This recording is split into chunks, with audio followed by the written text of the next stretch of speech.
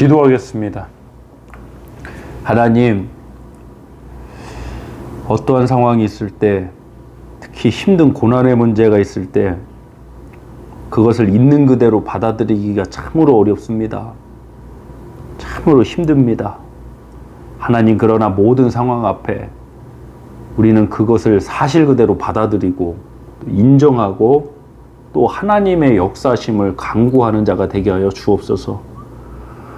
어려움 중에 있는 자들을 외면하지 않으시고 그 기도를 들으시고 그 눈물을 호리병에 담으신다고 하신 주님의 말씀처럼 오늘 이 모든 문제를 가지고 하나님 앞에 나갑니다.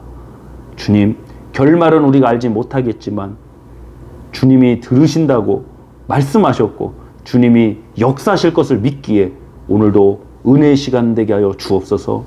간절히 주님의 도우심만을 구하옵고 우리 주 예수 그리스도의 이름으로 기도하옵나이다. 아멘.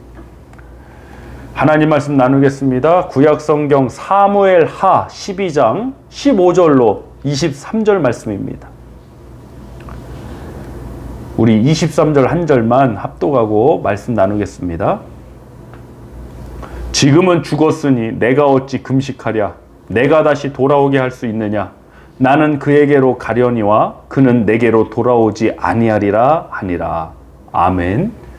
사무엘하 12장 15절로 23절을 본문으로 인정해야 수정할 수 있다. 인정해야 수정할 수 있다 라는 제목으로 하나님 말씀 전하도록 하겠습니다. 우리 인생에는 어떠한 일도 일어날 수 있습니다. 정말 기도 열심히 하시는 분도 때로는 갑작스럽게 고난과 힘든 상황들에 처해질 수도 있습니다. 더 힘들죠. 열심히 하나님 바라보고 정말 자신의 것을 희생하고 자신의 것조차 존재하지 않는 그러한 삶을 사시는 분들이 갑작스럽게 어떤 육체 질병이나 경제적 문제에 고난과 고통을 당하는 거 더 힘든 일이죠. 이런 일을 당할 때 우리에게 본능적으로 일어나는 것이 있습니다.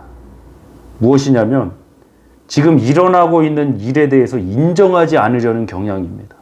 받아들이기 힘들기 때문입니다. 저도 최근에 저희 어머니가 이렇게 많이 편찮으셔서 수술을 하실 수밖에 없고 그렇게 종양이 크다 이런 갑작스러운 소식을 들었을 때 받아들이기가 매우 힘들었습니다. 받아들인다는 것이 말처럼 쉬운 일이 아닙니다. 그걸 새삼 깨닫고 또 받아들이고 내려놓고 맡긴다. 이것이 그렇게 쉬운 일은 아닙니다. 정말 하나님의 은혜 없이는 또 우리 주변에 사랑하는 동역자들, 우리 성도님들 교회에 중보기도가 없이는 정말 버티는 것조차도 힘들다라는 것을 제가 최근에 깨닫고 있습니다. 중요한 것은 이것입니다. 일어난 일에 대해서는 그대로 인정하고 받아들일 줄 알아야 된다는 것입니다. 그럼 인정하고 받아들인다는 게 뭐냐? 우리는 이렇게 이야기하면요. 인정하고 받아들인다고 해서 그럼 그걸 포기하자는 얘기냐? 이게 어떻게 포기하자는 이야기입니까?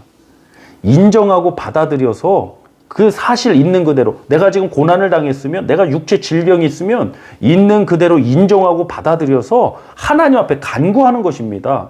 오히려 지금 일어나고 있는 이 사실을 인정하지 못하시는 분들이 하나님 앞에 간구하기가 힘들어요. 왜냐하면 그 문제 자체에 머물러 있기 때문에 얼른 이 문제를 인정하고 받아들여서 하나님 맡겨야죠. 계속 그 문제 안에만 갇혀 지내는 거예요.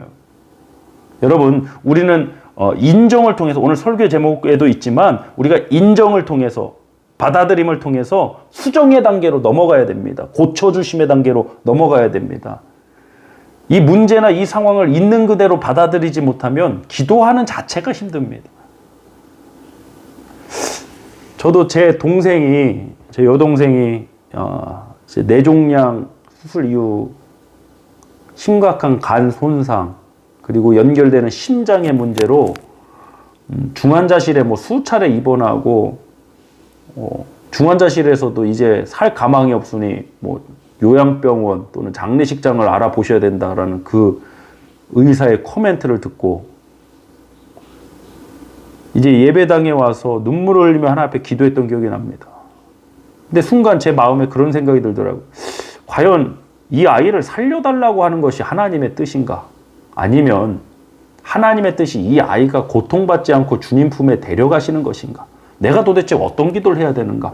혼동스러웠습니다. 그때 오늘 이 본문 말씀을 통해서 제가 답을 찾았습니다. 먼저 결과를 말씀드리자면 이렇습니다.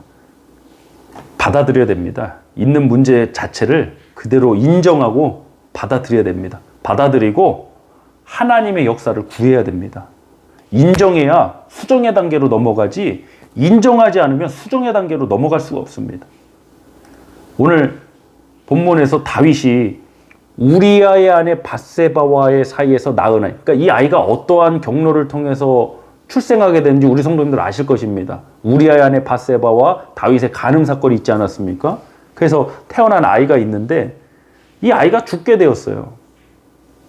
그것도 나단 선지자를 통해서 이 아이가 반드시 죽으리라는 말씀도 들었어요.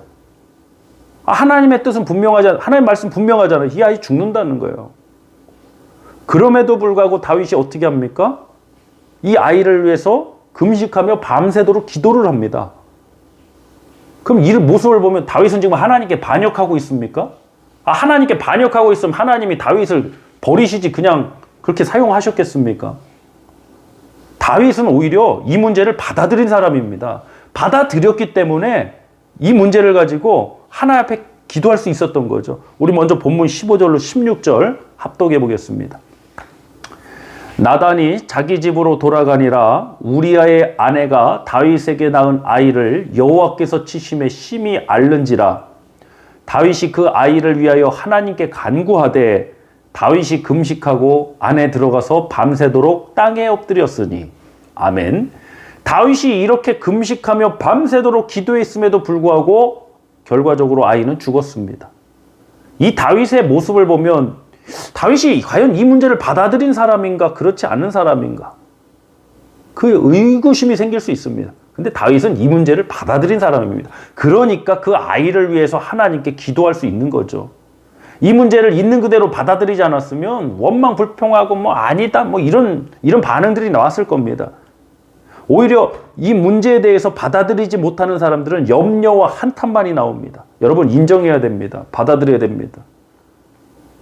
그래야 수정의 자리로, 수정의 단계로 나아갈 수 있습니다. 다윗은 간절히 기도했지만 결국 이 아이가 죽습니다. 근데 주변의 신하들이 다윗에게 그 아이가 죽었다고 이야기를 못하는 겁니다. 그럴 만도 하죠. 그 아이가 살아있을 때는 얼마나 간절히 기도했습니까?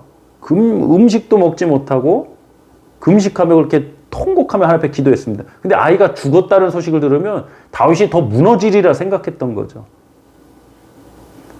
근데 다윗은 신하들의 모습을 보니까 이 아이가 죽은 거예요. 그래서 다윗이 신하들에게 물어봅니다. 이 아이가 죽었느냐? 자, 우리 말씀 보겠습니다. 본문 19절 시작. 다윗이 그의 신하들이 서로 수군거리는 것을 보고 그 아이가 죽은 줄을 다윗이 깨닫고 그의 신하들에게 묻되 아이가 죽었느냐 하니 대답하되 죽었나이다 하는지라. 다윗이 간절히 하나님께 기도했지만 아이는 결국 죽었습니다. 그럼 일반적인 상태라면 하나님 해도 너무하신 분 아니냐. 아마 극심한 영적인 딥다운의 단계로 빠져들었을 겁니다. 내가 그렇게 기도하는데 내가 아무리 잘못했거녕 어떻게 아이의 생명을 어떻게 하나님 살려주시지 않을 수 있느냐. 원망과 불평도 나올 수 있을 겁니다. 근데 다윗이 어떻게 반응합니까? 본문 20절로 21절입니다. 다윗이 땅에서 일어나 몸을 씻고 기름을 바르고 의복을 갈아입고 여호와의 전에 들어가서 경배하고 왕궁으로 돌아와 명령하여 음식을 그 앞에 차리게 하고 먹은지라. 21절 그의 신하들이 그에게 이르되 아이가 살았을 때에는 그를 위하여 금식하고 우시더니 죽은 후에는 일어나서 잡수시니 이 일이 어찌 됨이니까 하니. 아니 정말 이상하지 않습니까? 아이가 살았을 때는 그를 위해 금식 기도하고 울고 아이가 죽은 후에는 일어나서 음식을 먹고 또 무엇합니까? 몸을 씻고 기름을 바르고 의복을 갈아입고 여호와의 전에 들어가서 하나님께 경배하고 돌아옵니다. 이상하죠. 근데 다윗이 어떻게 이럴 수 있었을까? 다윗은 인정하는 사람이었습니다. 받아들일 줄 아는 사람이었습니다. 지금 나에게 어렵고 힘든 상황이 있음을 인정하기 때문에 하나님의 도우심도 끝까지 구할 수 있었던 것이고,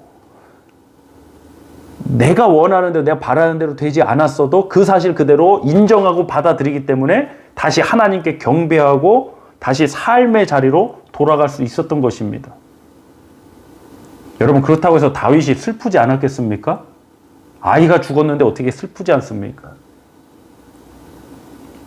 근데 안타깝게도 그 슬픔의 시간에 그 슬픔 때문에 그 영적인 상태가 무너지고 삶의 모든 것들이 균열이 나고 무너지는 분들이 간혹 있습니다. 여러분, 무너지면 안 됩니다. 내 삶이 무너지지 않는다고 해서 내가 슬프지 않은 것이 아닙니다. 슬픔에도 불구하고 무너질 수는 없는 것입니다. 무너지지 않는 것입니다. 왜? 오히려 그 문제를 있는 그대로 받아들이기 때문입니다. 지금도 마찬가지입니다. 어려움의 순간들을 받아들이지 못하면요, 인정하지 못하는 사람들은 아직도 그 문제에 매여 있습니다. 그 슬픔에 빠져서 아직도 헤어나오지 못합니다. 저도 지금 이루 말할 수 없는 참담한 심정이고 정말 매일같이 눈물이 나올 수밖에 없는 상황입니다. 그럼에도 불구하고 받아들입니다. 인정할 수밖에 없습니다. 그렇기 때문에 또 하나님 앞에 기도합니다.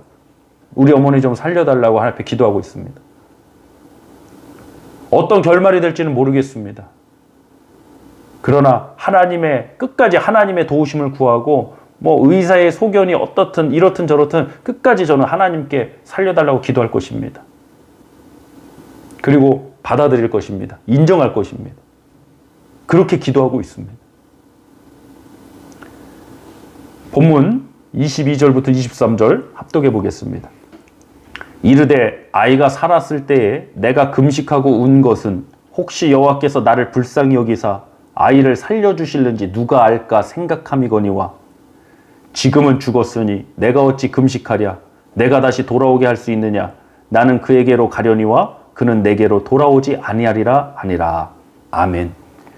여러분, 기독교 복음의 메시지는 상황을 부정하는 것이 아닙니다.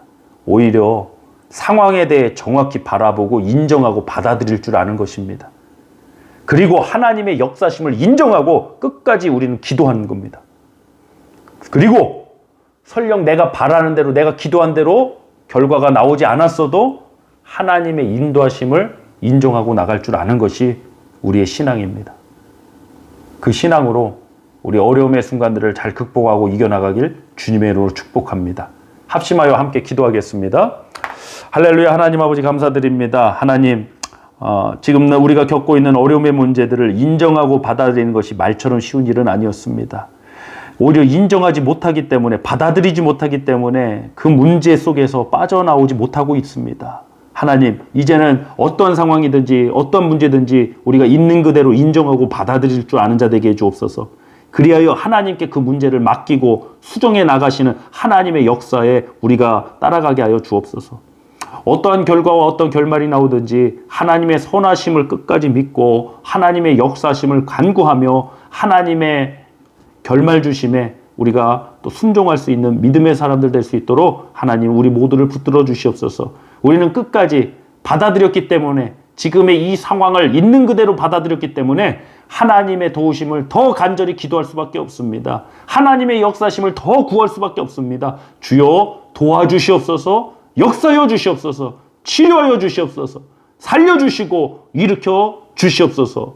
오늘도 우리에게 주신 그 귀한 은혜 감사드리며 예수 그리스도의 이름으로 기도하옵나이다. 아멘.